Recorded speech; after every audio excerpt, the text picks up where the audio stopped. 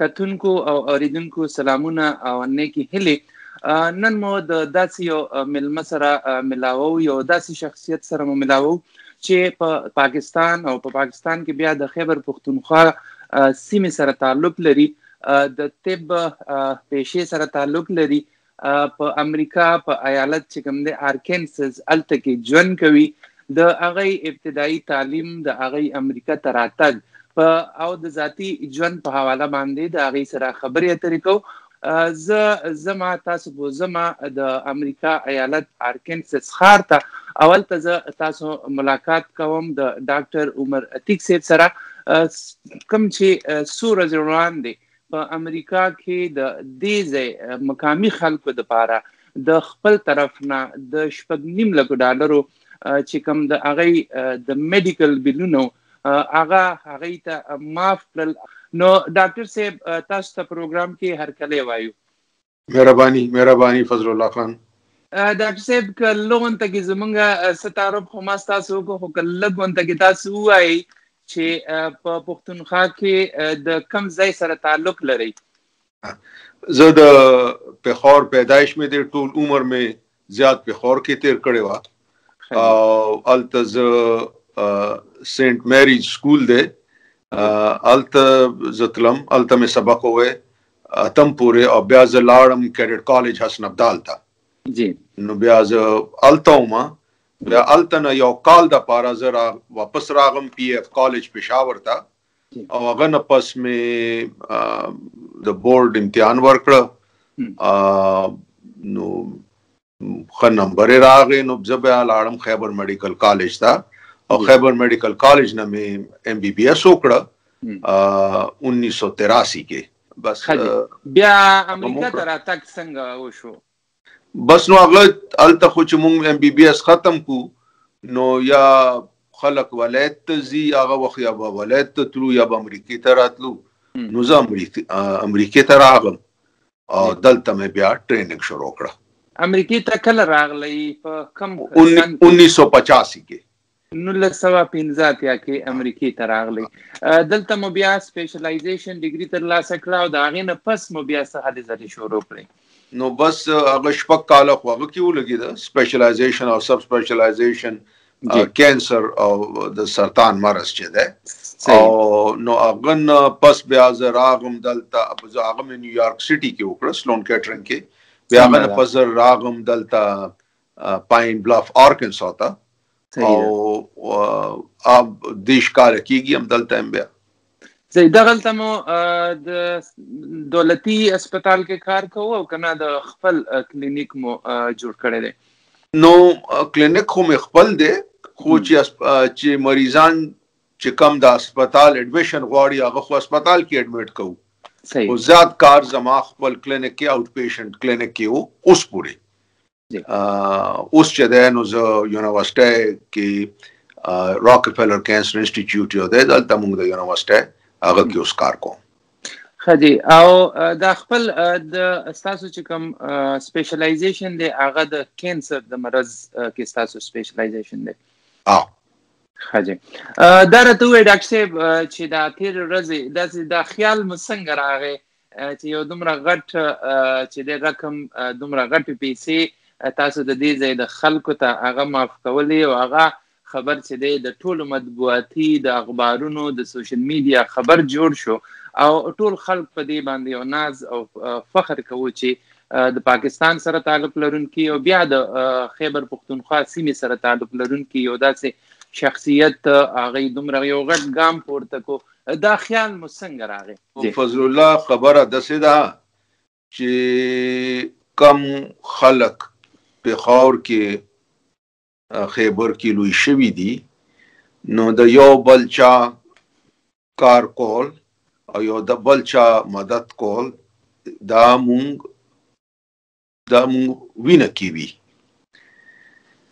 او مونږ هغه ته نه څه لوی شی ګڼو یو خدای پاک یو فضل ګڼو پوه نو ما چې کلینیک بند ما کلینیک خپل دا پرایویټ کلینیک چې دی دا مې فروری کې بند کړه نو مریضان چې دي فروری 2020 نو مریضان چې دي هغه مې ټول اسپتال کینسر سنټر چې دی هلته مې شفټ کړه.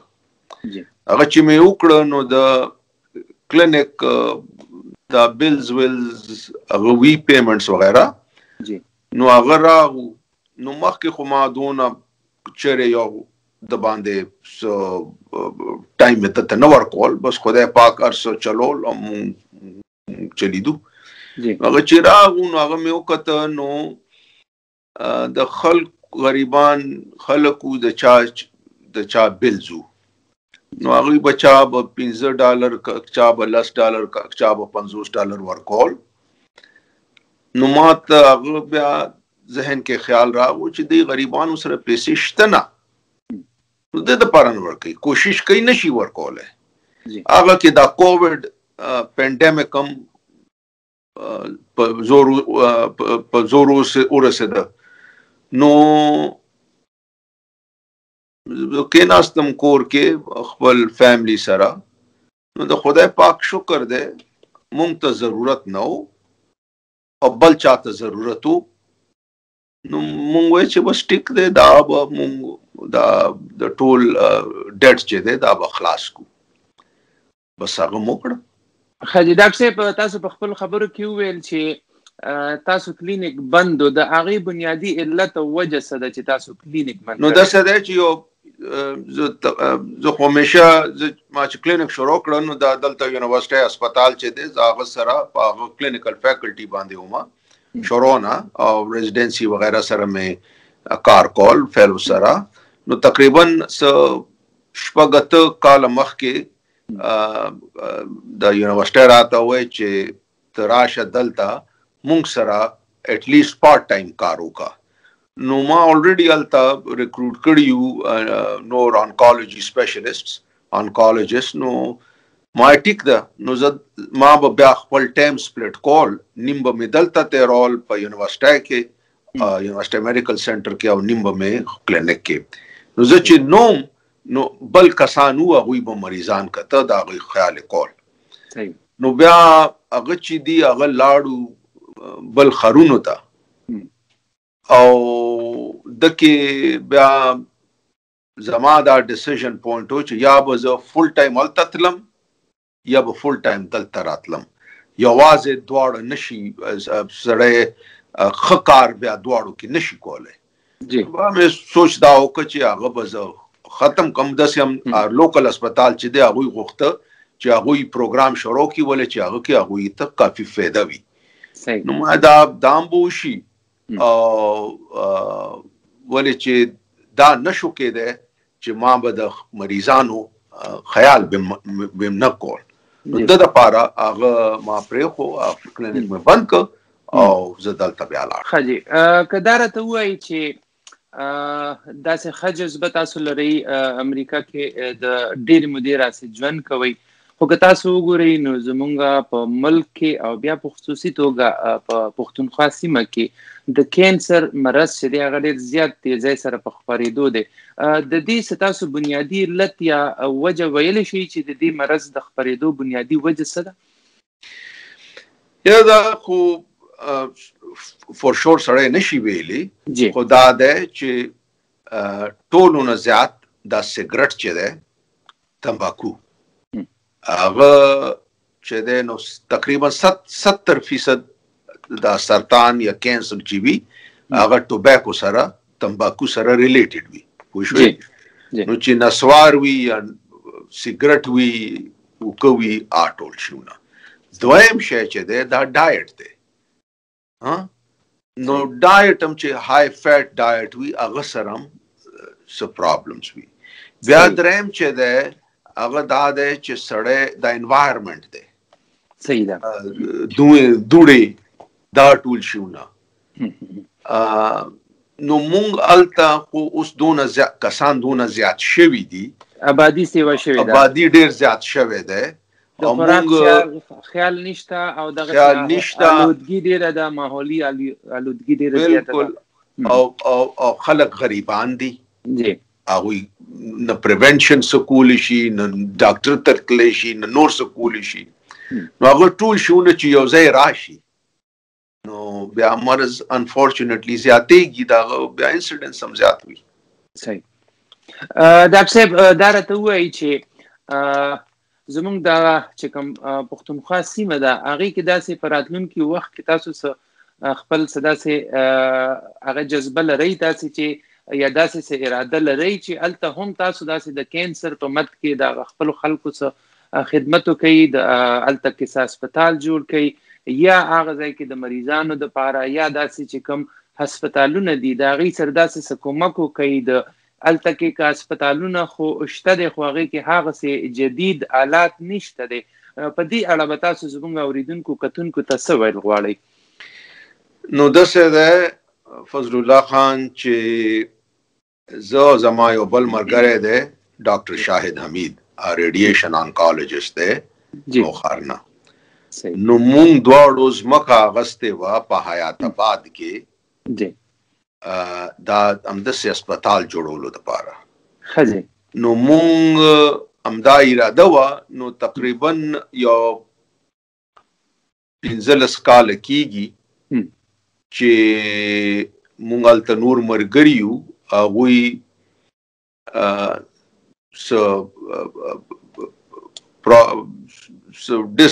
ډساګریمنټ راغله د لیډي ریډینګ او حیات آباد هسپتالونو او اډمنسټریشن سره هغوی هغه هسپتال یې پرېښو، سرکاري نوکري یې پرېښو. نو هغوی مونږ ته وویل چې دا مونږ دلته جنرل هسپتال جوړو او دا ځمکه تاسو مونږ ته راکړئ. نو ښه ملګري یو نو ځمکه مونږ وایي ټیک دی والی. نو مونږ هغه کې پارټنران شو ان سم ویز. نو هغه چې دی اوس هغه ته تاسو نارت ویسټ هسپتال وایه. دا نارت ویسټ هسپتال د دې ځمکه تاسو چې تاسو هغه ملګرو ته ورکړه او په هغې هسپتال یا بل. نو هغه کې ډاکټر سردار عالم شروع کې ډېر اکټیو و، کنسټرکشن کې ډاکټر طارق هاشم اوس هم چې دی هغه لیډر دی، انچارج دی، ټول کار یې کړي دي. نور کسان هغوی سره ډېر هیلپ کوي. نو اوس هغه چې دی نو هغه هسپتال نو اوس یونیورسټۍ جوړېږي لګیا دی، میډیکل کالج یې شروع کړه، ډینټل کالج یې شروع کړه، نور کارونه. بل ډاکټر شاهد حمید چې دی د دې ریډیشن ټول شوکت خانم لاهور اولنی هسپتال چې هغه کې دی شروع کړی و دا ټول د ده په وجه دی زما خیال کې چې شوکت خانم چلته دی او د ده ډېر هغه کې ډېر هیلپ وکړو او موږ دواړو یو ځای کار کوو. اوس د پېښور کې چې جوړ شوی د کینسر هسپتال هغه کې هم د شاهد ډېر لاس و. نو موږ خپل کار کوو لګیا یو. خو پاکستان کې د ټولو نه زیات کار چې زه شکر وباسم چې ما ته یو موقع میرا شوی وه هغه په پریزیډنټ مشرف وخت کې زما کزن دی او هغه د خیبر ګریجویټ دی ډاکټر نسیم اشرف. هغه راغلی دلته جاب پرېښو، پاکستان هیومن ډیولپمنٹ فنډ یې شروع کړو او بیا ناشنل کمیشن فار هیومن ډیولپمنٹ ولې چې مونږ بیسک ایشوز چې دي هغه بیسک هیلث دی، بیسک لیټرسي دی. که هغوی تاسو چې هغوی مونږ سم کو نو باقي شیونه به په ځای راشي. دا نشي کېدی چې مونږ ماشومان د څه تعلیم نه وي او مونږ وایو چې د کینسر ټولو نه زیات ورته علاج هغه هم پکار دی چې ورکو. خو پرایورټیز هغه پرایورټي دی. نو هغه کې زه هغه سره وم، زه خو همدلته وم خو هغه چې څه ما کولی شو کول. تاسو هغې کې هم ډېر خپل کار کړی دی. هغه ډېر زیات کار کړی دی. دا بله خبره ده چې بیا هلته پرابلم دا دی چې حکومت چینج شي نو هر څه بیا ټولې پالیسۍ بدل شي. نو بس دا دی او باقي چې زو رزو نور. په راتلونکي کې داسې په خصوصي توګه صرف د کینسر مرض د مخنیوي دپاره تاسو خپل څه داسې پلان لرئ چې په پښتونخوا سیمه کې تاسو داسې څه په خصوصي توګه څه هسپتال جوړ کړئ؟ هسپتال جوړول یو آسان کار نه دی او بل دا دی چې هغه کې کسان پکار وي. د هغه بیسټ او ټولو نه بهتر طریقه چې دا زما خیال کې شوکت خانم والا کوي. هغه هسپتال پېښور کې جوړ شوی دی. خدای به وکړي چې دا به ډېر کامیاب شي. بیا به یو ابټ آباد کې جوړ شي یو بنو کې سواد کې مردان کې ډیر اسماعیل خان دا ټول زیونو کې به روزي الته چې سړی په خپل نه بهر نه کار کول لګ امپریکټیکل وونتی وي صحیح ده سړی اډوایس ورکول شي هیلپ پول شي او کار به مکه کوي چې کم خپل کور کې ده صحیح ډاکټر صاحب دا راته وایي چې څنګه ستاسو دا خیال راغی چې دې ځای کې په امریکا کې چې د تاسو د داسې غریبانو چې کم مریضانو د هغوی سره تاسو څنګه مرسته وکړه سپورټ مو وکړو هغوی ته مو $6.5 لک چې په پاکستاني روپو کې د 10.5 کروڑو نه زیاتې جوړیږي دا جذبه یو ډیره ښه جذبه ده پکار ده چې په نورو خلکو کې هم دا جذبه را بیداره شي څه پیغام ورکول غواړي د خپل همکاران ډاکټرانو ته او داسې نورو خلکو ته چې هغوی تاسو څه داسې پیغام ورکول غواړئ چې هغوی صاحب حیثیت وي او هغوی دا حیثیت لري چې د غریبانو د مرسته وکړي نو زموږ د وایس اف امریکا ډیوا د دې خصوصي خپرونې کې تاسو دغه خلکو ته څه پیغام ورکول غواړئ نو فضل الله خان خبره داسې ده چې هر څوک خپل کار کوي ٹھیک شو هر څوک خپل طریقه باندې د خلکو امداد کوي ډاکټرانم کوي نور کسانم کوي نو دې کې د وینا خبره نه دې کې د زړه خبره وي او مونږ خو بس دا دوا کوو چې خدای پاک مونږ ته هر چاته دا توفیق ورکړي چې د چا یو چې ساده الګ اسانه کی چې سبار دی هغه اسانه کی د مرضی کا اذروایز وی او تاسو خبره دا ټیک ده چې ډاکټران الته ماشاءالله ډیر صاحب حیثیت دي او ډاکټران الته ډیر کارم کوي شکر ده او ډیر هیلپ هم کوي صحیح نو زه پاغه ډیر خوشاله نو ارزه کې د څه کسان وی بعضی وخت چې هغه مونږ ته داسې لګي چې کار نه کوي چې مونږ خیال کې هغه ښه وي خو باقي ښه کار چې دی یو خو د هغه توفیق هم خدای پاک ورکوي که خدای پاک دا توفیق نه ورکوي چاته نو سړی نشي کولی بل ډېر کسان ډېر کارونه کوي په پټه نو زما خیال دی هم دې دپاره زمون ملک چې دی روان دی چې څنګه روان دی نو زه به چاته څه وایم زه خو چاته نشم څه ویلی ځان ته وایم نو هغه هم ډېر دی ډاکټر صاحب ډېره مننه موږ سره د وخت راکولو ډیوه ته د وخت راکولو ستاسو یو جهان مننه او په راتلونکي به هم موږ دا کوشش کوو چې کله کله د صحت په باب باندې د کینسر په حواله باندې ستاسو چې کومه زده کړې دي ستاسو څومره پوهنه لرئ په دې مد کې موږ به غواړو چې د ډیوه د لارې تاسو خپل خیالات زموږ سره شریکوئ ستاسو ډیره مننه ډیره مهرباني آباد اوسه فضل الله خان آباد اوسه